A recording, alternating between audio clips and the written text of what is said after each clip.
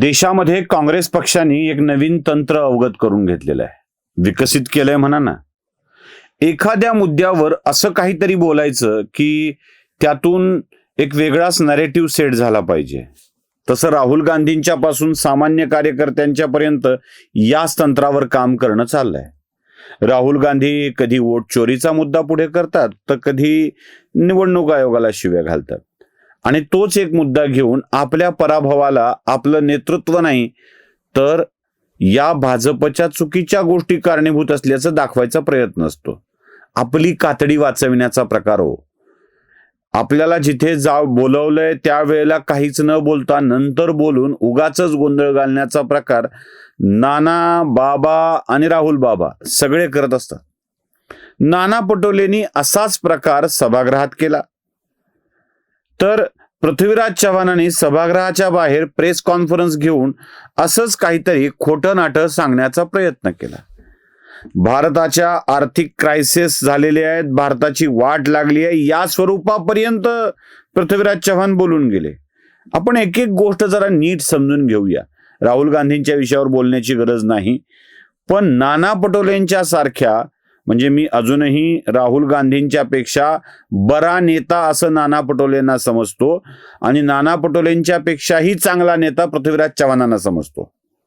म्हणजे तुलनेत चांगुलपणात कोण बरं आहे, कोण गंभीर आहे, कोण सिरियस आहे, तर सगळ्यात शेवटच्या तळाला राहुल गांधी असतील, भरी त्यांची ते शीर्षस्थ नेते असतील. पण समंजसपणामध्ये राहुल गांधी या दोघांच्या पेक्षाही खूप कमी आहेत असं माझं मत आहे. ते मोदींनी का नेलं नसावं राहुल गांधींना याचं कारण कळतं. आपल्या घरात आपल्या मुलीला पाहायला कोणी पाहुणा आला तर एखादं मतिमंद अपत्य असेल तर त्याला बाहेर येऊ दिलं जात नाही. तसं कदाचित काही मोदींच्या डोक्यामध्ये असेल. नाना पटोलेंनी विधानसभेच्या सभागृहात अधिवेशन चालू झाल्याच्या पहिल्या दिवशी विधानसभेच्या कामकाजाविषयी काही विधानं केली. सरकारला कसली घाई झाली एवढी, सरकारला काय करायचंय, एकाच दिवशी पहिल्याच दिवशी पुरवणी मागण्या, अध्यादेश, विधेयक सगळंच सादर करतंय सरकार, हे नाना पटोलेंनी सभागृहात दणकावून आरोप करून टाकला. बघा, सादर करून म्हणजे आज मांडलेलं आहे अध्यक्ष महाराज, आणि सगळे बिलं पण आहे. अध्यक्ष महाराज, सरकारला एवढी घाई काय इथून पळून जायची? आपलं मी एक पेपरला बातमी वाचली होती की आचारसंहिता लागतील, हे लागतील.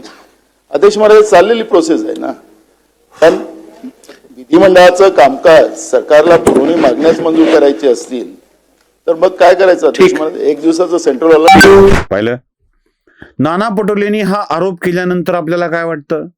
बाप रे बाप, काय सरकार घाई करायला लागलंय. एक तर अधिवेशन केलं आठवड्याचंच, मुळात ते आठवड्याचं नाहीये.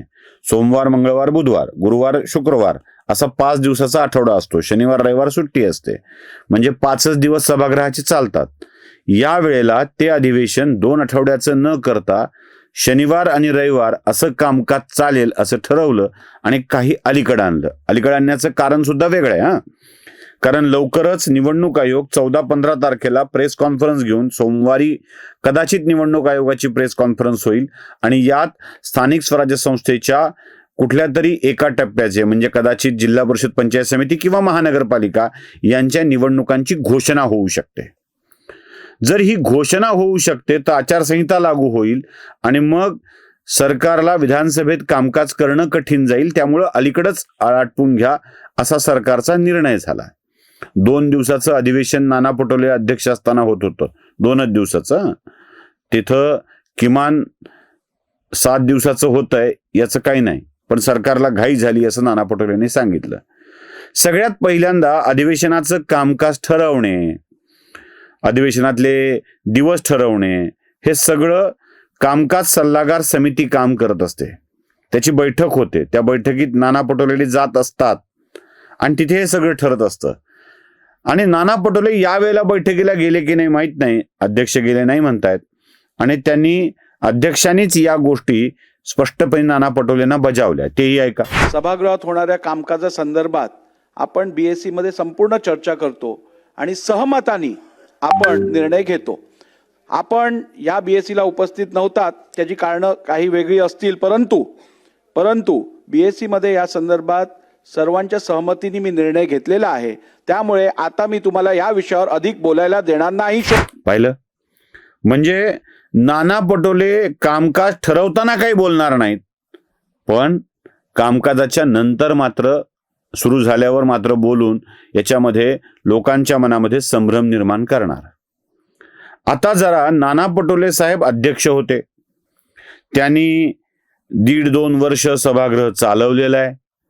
या सभागृह चालवत असताना नाना पटोलेंना हे पूर्णपणे माहीत आहे की सभागृह चालतं कसं. मुळात पुरवणी मागण्या पहिल्या दिवशी ठेवल्या जातात, चर्चा नंतर होते. सरकार पुरवणी मागण्या पहिल्या दिवशी ठेवतं आणि त्यावर चर्चा नंतर होत असते. हे नाना पटोलेंना उत्तम पद्धतीनं माहीत आहे. नंबर 2, राज्य सरकारने काही अध्यादेश 2 अधिवेशनाच्या मध्ये काढले असतील. वटहुकूम, अध्यादेश असे वेगवेगळे शब्द आहेत त्याला. हे अध्यादेश म्हणजे कायद्याच्या आधीची प्रोसेस असते आणि या अध्यादेशांना सभागृहाची मान्यता घेतली जाते आणि मग तो नियम बनतो. तोपर्यंत 6 महिने त्याचा अध्यादेशाचा कालावधी असतो.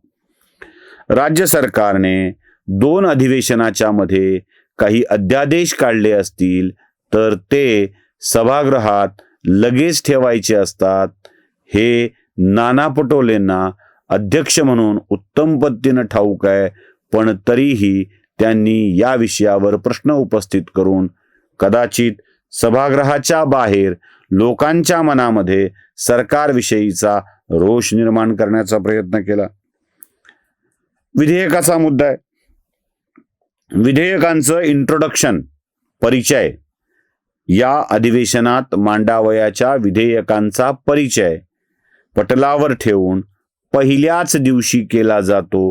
हीच कामकाजाची पद्धत आहे. त्यामुळं विधानसभेच्या अधिवेशनाच्या दिवशी पुरवणी मागण्या, अध्यादेश आणि विधेयके मांडली जातात. पुन्हा मी काहीतरी बोलतोय, मी यात हस्तक्षेप करतोय, काय शब्द आहे तो, विशेषाधिकार हनन करतोय असं वाटू नये यासाठी देवेंद्र फडणवीसांनी बोललेले ते वाक्य तुम्हाला 3 आणि 4 दिवस अधिवेशन चाललं. ऐकलं. याच्या उपरांत आपण काय बोलणार आहात?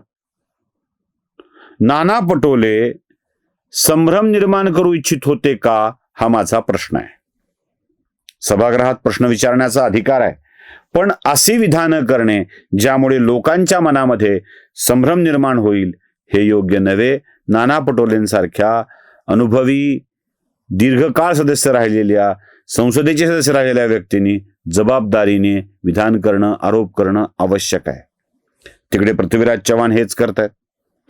पृथ्वीराज चव्हाणांनी सुद्धा इंडिगोच्या संदर्भाने देशाच्या अर्थव्यवस्थेवरच प्रश्नचिन्ह लावले आहेत. मुळात माझा आरोप असा आहे की इंडिगोच्या प्रशासनाला हे व्हावं यासाठी कुणी बाध्य केलं आहे का, याचा सुद्धा तपास करणं आवश्यक आहे. इंडिगोच्या विषयातही पृथ्वीराज चव्हाणांच्या सारखे नेता वेगळाच समज पसरवू पाहतायत. त्यासाठी एका व्हिडिओत काम भागणार नाही आहे. याआधी मी एक व्हिडिओ केलाय ठाकरे ब्रँड झाल्याचा, दुसराही व्हिडिओ करणार आहे आणि पृथ्वीराज चव्हाणांनी उपस्थित केलेल्या प्रश्नाचं उत्तर देणार आहे. राहुल बाबा से लेके पृथ्वीराज बाबा तक मध्ये नाना या सगळ्यांनी मिळून जो काही गोंधळ आरंभला आहे त्याबाबतची ही माहिती आपल्यापर्यंत पोहोचवणं, त्यातलं सत्य पोहोचवणं आवश्यक आहे. नमस्कार.